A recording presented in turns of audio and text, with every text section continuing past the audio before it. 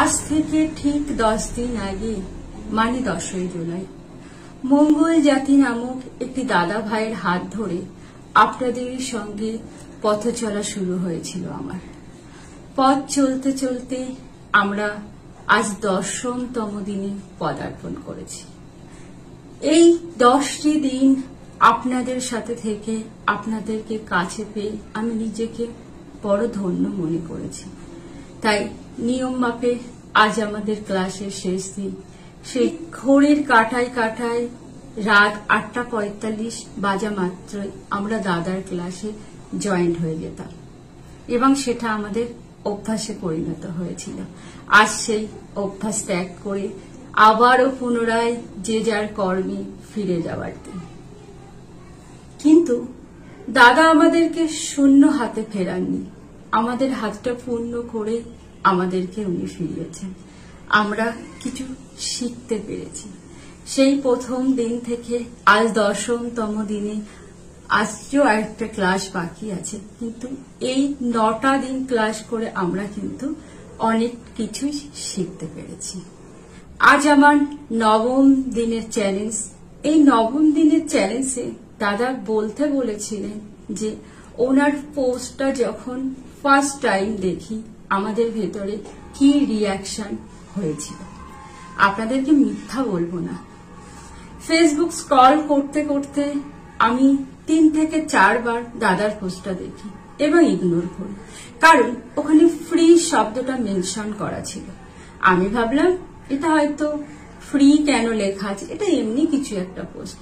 যাই হোক, 5তম দিনে আবারও আমার কাছে পোস্টটা আসে। তখন কৌতূহলবশত জয়েন নামক স্থানে আমি ক্লিক করে ফেলি। ক্লিক করা মাত্রই আমাকে হোয়াটসঅ্যাপে নিয়ে চলে যায়। সেখান থেকে আমি দাদার গ্রুপে জয়েন হতে পারি। তারপর একটা মেসেজ আসে, ঠিক 10ই জুলাই 9টার সময় 10 দিনের ক্লাস শুরু হবে। সেই থেকে আমি অপেক্ষায় দিন গুনতে থাকি। শেষে সেই দিনটি চলে আসে। ঠিক ফার্স্ট দিন আমি 9টায় ক্লাসে জয়েন হয়ে যাই। বলবো দাদা তুমি এইভাবে এগিয়ে যাও, তোমাকে নিয়ে অনেক মানুষ হিংসা করবে, রেষারেষি করবে, কারণ এটাই মানুষের ধর্ম।